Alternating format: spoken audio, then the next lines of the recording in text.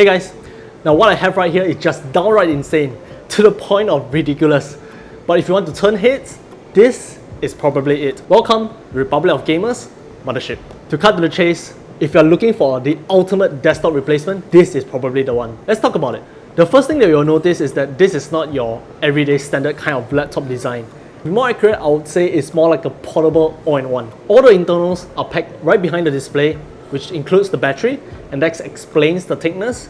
And the keyboard deck is also removable. You can either use it docked or wireless. Now to use the unit, you need to flip out the kickstand, but if you actually tilt the device, it will automatically flip it out for you. Now to use the unit, you need to flip out the kickstand behind, but if you actually just tilt the device, it will automatically kick out for you, and you just need to dock the keyboard and you're good to go.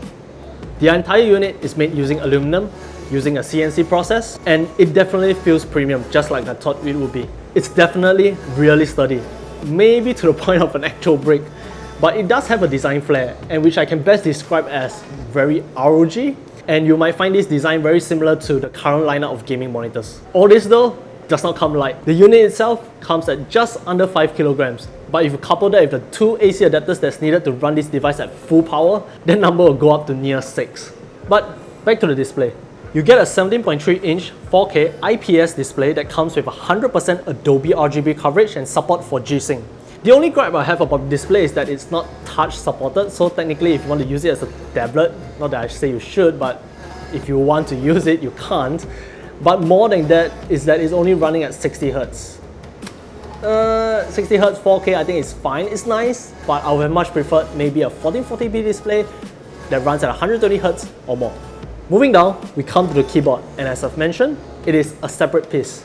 You can use it docked, which uses this extension piece and attaches to the unit itself via magnetic latches, or you can actually fold it up and use it wirelessly.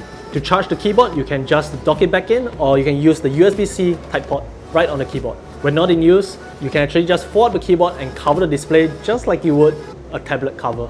As for the keys themselves, they feel great, and it's really nice to type on, given that there's 2.5mm of key travel. You of course also get per key RGB, which uses Asus Aura Sync, but the RGB only works when the keyboard is docked or wired. Now due to the design, the trackpad has been shifted to the right, and needless to say, it's usable. It does run precision and it registers all the gestures that you would, but it's just a little small, or rather too small. You do, however, also get a virtual numpad, so I guess that's pretty neat for those of you who want to use it. And surprisingly enough, the individual left and right clicks are quite tactile and nice to click on. But long story short, it's just a usable trackpad, nothing else.